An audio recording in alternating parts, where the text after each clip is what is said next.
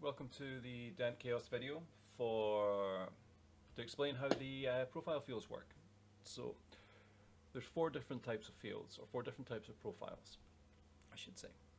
The profiles are for damage, for physical force, and we also have a profile for on break and on destroy. The damage profile is what is spawned when there's act or damage required. This is nice and simple. This is just base damage, minimum, inner, outer radius, and damage fall off. The same as any other radial damage node. Your physics force, we have, as mentioned in the other videos, the AOE, the impact, the point impact, and resource. We'll have a look at them just now. So let's pick up rocket, for example. Blast size is in centimeters, so this is the radius. Now this is the center of the blast area. On the AOE, there's also a tail off. The tail off will continue to go until the energy has dispersed. All energy has been referenced in joules, just as a single point of reference. So if you're checking out any bullets or any explosion types, if you look at the joule rating of the impact, or if you look at for bullets and stuff, you'll probably be looking at your foot-pound.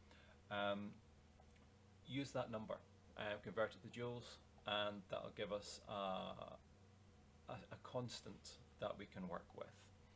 So blast sizes will obviously vary and depend on the impact size and the amount of damage that it will cause to an item. A smaller field will cause less structural damage than a large field, even if they're pushing out the same bang. Now we have the on break and on destroy.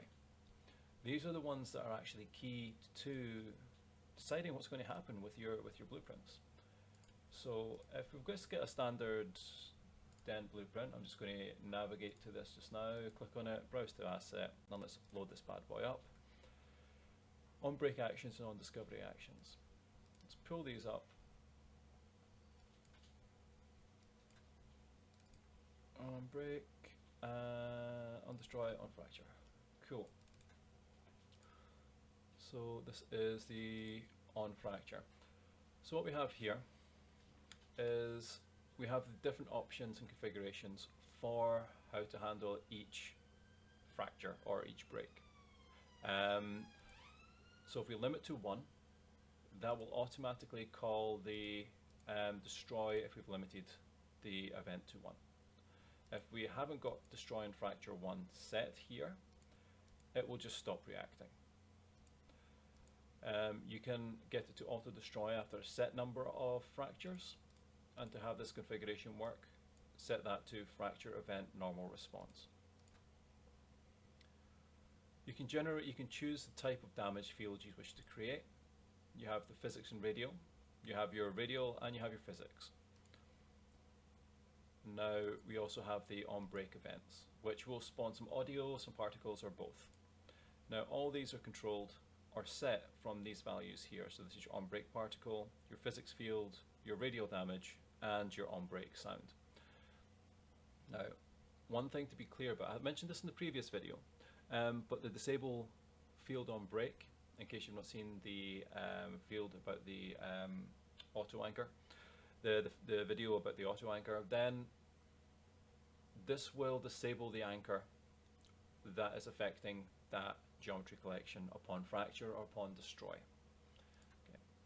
So an important thing to remember is when you call destroy, so if you're destroying on first fracture, the fracture will happen, but the fracture logic that you see here will not. It will automatically play the destroy logic, not the fracture logic, on the last fracture that you've allowed. So what that means is, for a barrel, you would set a barrel to explode on the first impact and destroy on the first impact. So all of the explosions, cosmetics, sounds, particles, damage fields, that would all be set on the destroy logic. So here we have audio and particles. We want to destroy the field, and then we have the examples of the particles here.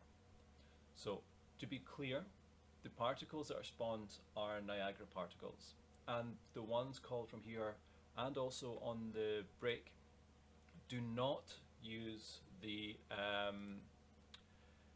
they don't use the chaos interface. Okay, they don't use the Niagara interface, so the two of them will not be communicating. This is a standard particle. So with these configurations, it should give you a really good control over setting up each of the different item types. And here's some examples I'm just going to quickly go through. So here we have break on first fracture, destroy after 10 seconds, and it's going to spawn a particle.